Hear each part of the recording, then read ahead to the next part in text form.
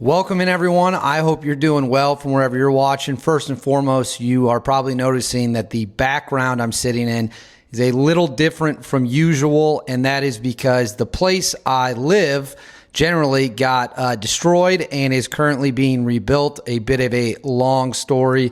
Not the full story for today, but that is why you're seeing the background you're seeing now.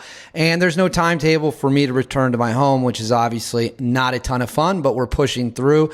And today we are discussing the Signal leak chat involving multiple high-ranking members of the United States government, accidentally including a journalist, Jeffrey Goldberg of The Atlantic, in the chats, and it has gone mega viral. There's been a ton of scrutiny, so we're going to break down all of that and much more starting right now.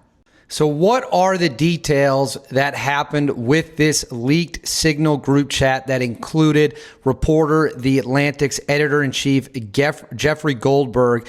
And he released a lengthy profile, I think it's like 15 pages long if you print it all out, about what happened.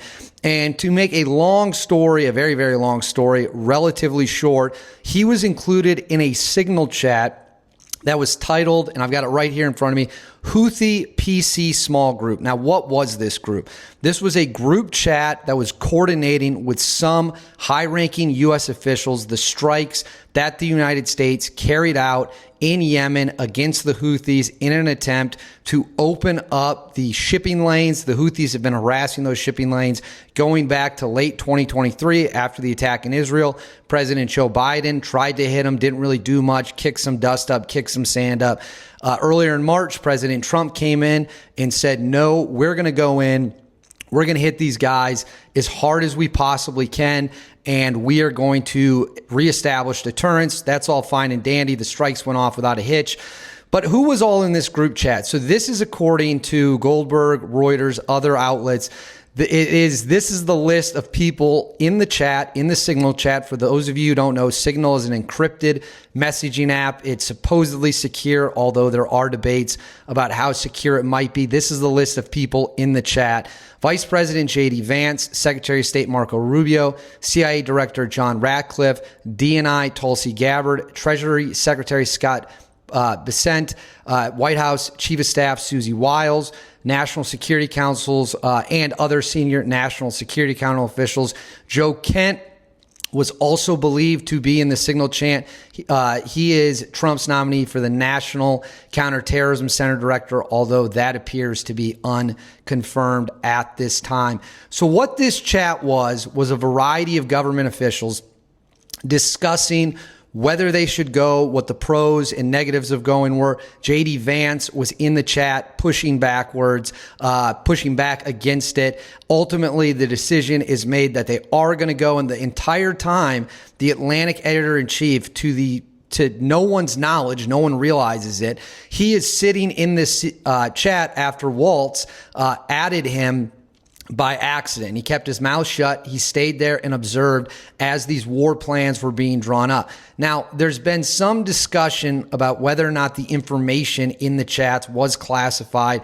I read what was published in The Atlantic. I wouldn't say there was anything that jumped off the page about specifics that would appear to be classified. It was more general speaking. It was more general conversation between senior high-ranking officials. Of course, this blew up, turned into a huge, huge deal. We have multiple responses to the fact that a journalist was included in these chats.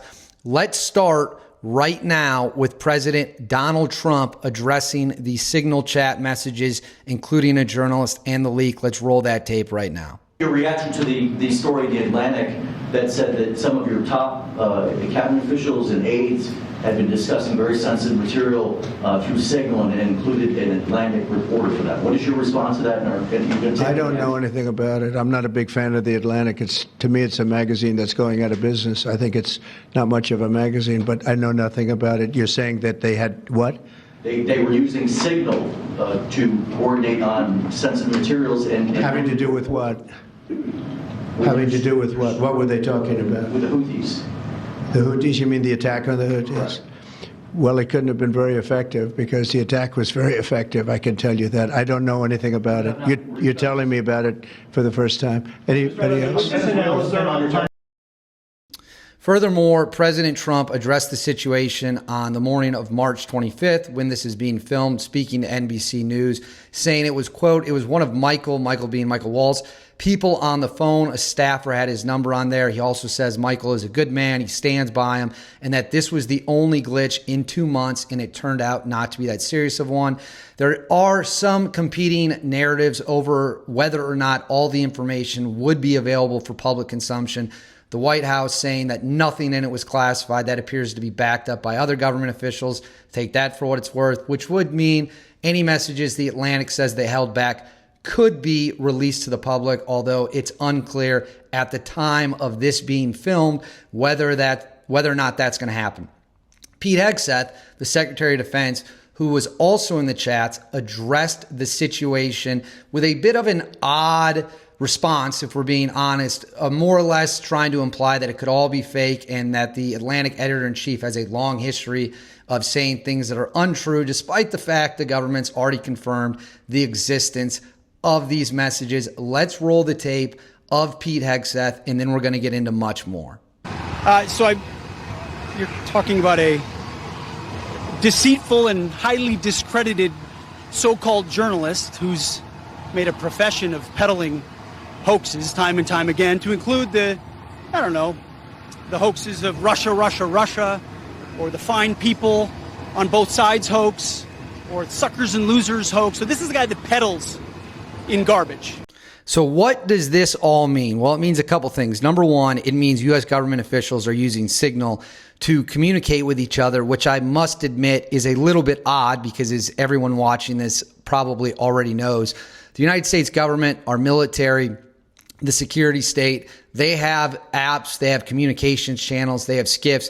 They have the ability to communicate with each other far off apps that you can download from the Apple App Store, such as Signal. So part of it is, why are they using a piece of technology that is easily accessible to anyone? Does that mean these messages were hacked? There's no proof of that whatsoever, and we're certainly not going to speculate on that here. Keep in mind, and I was telling one of my friends this, you can't hack something you don't know exists. Signal itself, in theory, just like any other app, could be the target of an electronic attack and electronic hacking.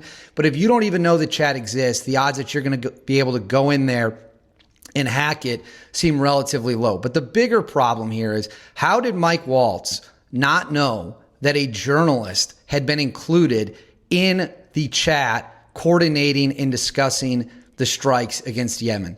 That, my friends, is a huge mistake. We all make mistakes, happens to the best of us, but here's the problem. When a regular person working a regular job makes a mistake, it doesn't potentially impact foreign policy, United States policy. When the National Security Advisor accidentally includes a journalist who then publishes a lengthy report about being included in the attacks on Yemen, the chatter, the talk about them, that is a big problem. It needs to be addressed. Is someone going to be fired? So far, it doesn't appear like anyone will be fired, and I'm certainly not saying someone should lose their job. That's for President Trump to determine. But mistakes like this can happen. They just simply can't happen. What if the journalist decided to publish everything before the attacks happened? What if the journalist published all the messages which he claims he held back, which contained more sensitive information? But again, there's a dispute from the White House about whether or not that's true. Either way, it's an incredibly bad look. It's an incredibly bad mistake. It is operational security being blown up at its finest, no pun intended. So overall, you can't allow this to happen. I don't care if you're Republican, Democrat, whatever, including a journalist in highly sensitive war conversations, whether there was classified information shared or not, which is up for dispute at this time, is not something that is acceptable. I want to hear your thoughts in the comments. Make sure to like and subscribe. We'll see how much longer we stick with this background until I get my home back and it's rebuilt, hopefully sooner than later. But for now, this is what we've got. So please do forgive me. I know it's not as sexy as the bookcase and all the helmets you're used to, but it's what we're dealing with. Make sure to like and subscribe, comment with your thoughts. I'll see you all next time.